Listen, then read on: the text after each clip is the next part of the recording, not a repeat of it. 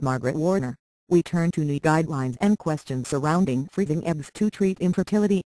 Doctors started freezing and then thawing eggs for in vitro fertilization, or IVF, years ago, but in very few cases, and the procedure has been considered experimental.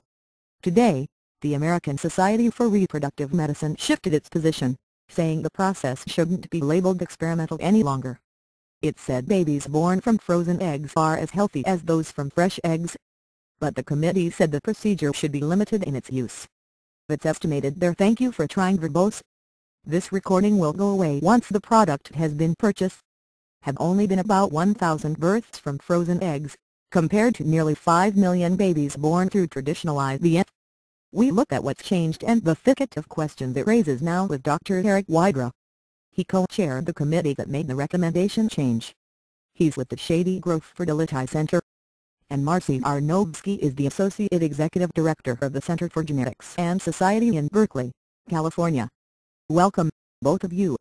Dr. Widra, beginning with you, on what basis did your committee conclude that this "thank you for trying verbose"? This recording will go away once the product has been purchased. Shouldn't be considered experimental anymore, that it works as well as using fresh eggs. Dr. Eric Widra, Shady Grove Fertility Center. There's been a fair amount of pressure from patients and practitioners over the last years to remove this label of experimental from egg freezing and thawing. But there had been very little data published comparing the technique using frozen eggs and fresh eggs and looking at the outcome of the pregnancies. And over the last several years, there have been a couple of studies, mainly out of Europe, but some out of the US. Thank you for trying verbose. This recording will go away once the product has been purchased. As well, that have demonstrated near equivalence using fresh eggs from younger women to frozen eggs in terms of establishing pregnancies, and a large series looking at the outcomes of these pregnancies, and that the children seem to be doing as well as peers that are born without reproductive technology. Margaret Warner. Yet you are limiting its applicability. You're not recommending it for all women who might want something like this. Explain the limitations and why. Dr. Eric Widra. Sure. What we're saying is three fairly specific points. One is thank you for trying verbose. This recording will go away once the product has been purchased. That we do think we should be recommending this procedure for women who may become infertile from medical treatment, such as cancer and chemotherapy. We think that it is a reasonable technology to use in centers that provide egg donation services to their patients, but that we need to monitor that very closely as that is still a very young technology. And we think it's premature to recommend that women freeze their eggs to preserve their own fertility for later. But we recognize that there is a strong impetus to do so that, and thank you for trying verbose. This recording will go away once the product has been purchased. If centers proceed with that service, that we carefully counsel the patients as to the pros and cons. Margaret Warner. So, in other words, you're talking about what you would call elective. Dr. Eric Widra. Correct? Margaret Warner. Something that is elective. You're not really afraid of losing your fertility, other than from age? But if this procedure delivers as many babies or produces as many babies and as healthy ones, why not? Why doesn't that also apply to older women who may want to delay? Thank you for trying verbose. This recording will go away once the product has been purchased. Let's say they are in their mid-30s and still aren't married and want to preserve the option of having a baby. Dr. Eric Widra. There is no question in our mind that that could be a huge benefit to women and to families, that if this technology is safe and effective across the age range, that could really be a boon to women who are in a position where they're not prepared to have children yet, but don't have other alternatives. So we would love to say, yes, please go and do this. Thank you for trying verbose. This recording will go away once the product has been purchased.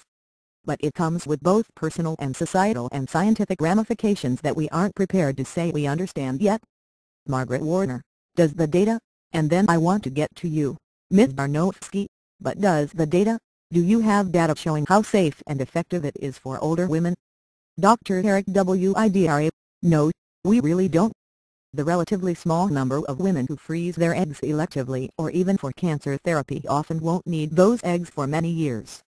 And those that have frozen them may thank you for trying verbose. This recording will go away once the product has been purchased. Conceive on their own. So we have a very small subset of women who have frozen their eggs for a reasonable period of time and wanted to use them again. Margaret Warner, Marcy Arnowski, what is your reaction to this recommendation? Marcy Arnowski, Center for Genetics and Society. Well, our concern is that a lot of fertility clinics, hundreds really, are already aggressively marketing this procedure for elective purposes, for what is sometimes called social egg freezing. And we think that that is really not a good thing. Thank you for trying verbose. This recording will go away once the product has been purchased. The experimental label may be removed, which would enable insurance companies to cover the costs for women who might become infertile because of cancer treatments, for example, but it's still an experiment. And as attractive and tempting as it is too, we all want to expand choices for women, so they can have children when they want to. But I don't think any woman wants to experiment with her own health or experiment with her child's health.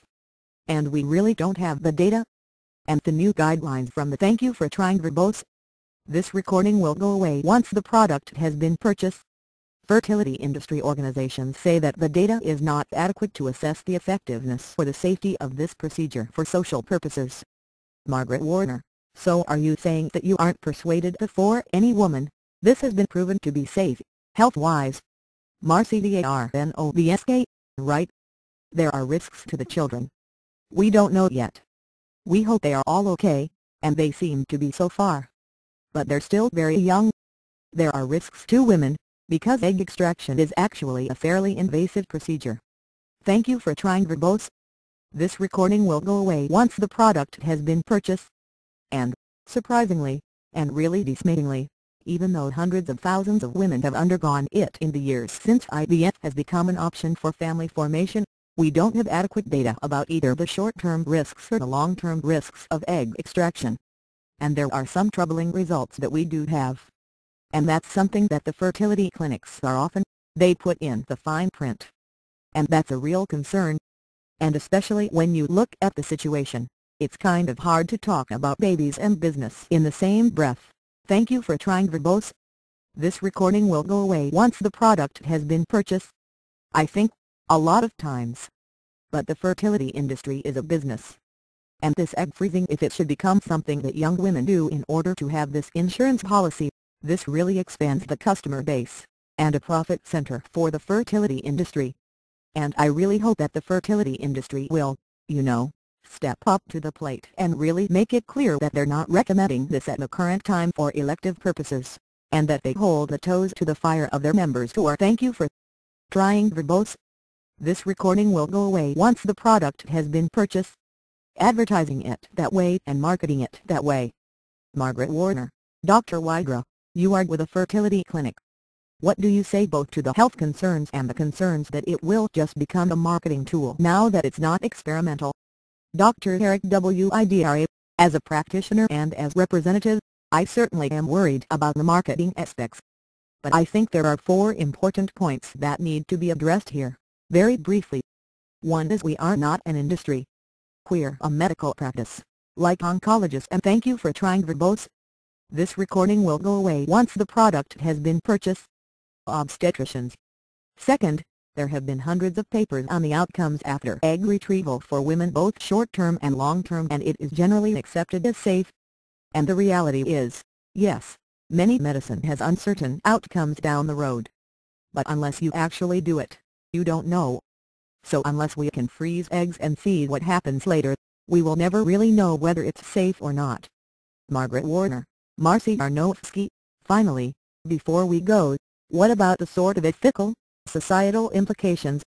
I mean, what message is this sending? And thank you for trying verbose. This recording will go away once the product has been purchased. Terms of particularly the trend or has been a trend for women to delay childbearing. Marcy Arnowski, yes. Yes. And I think as a society, that's something we have to step up to the plate about. We shouldn't be asking women to bear these risks just so they can have a family. We should be putting in place policies that make sure women have equal pay for the work that they do, to make sure that they don't hit glass ceilings, that there are family-friendly policies in workplaces, and that we're thank you for trying verbose. This recording will go away once the product has been purchased. not assuming that women are the sole or the major caretakers for children. And all these kinds of policies would really go a long way toward addressing the anxiety that women feel about being able to have children. Margaret Warner, what do you say to that, Dr. Widra? Dr. Eric Widra couldn't agree with that more. This is not a technology that should be used to cure societal ills or societal pressures. We do live in an unfortunately complex society, where women often do have to make these "thank you for trying" verbose. This recording will go away once the product has been purchased. Choices.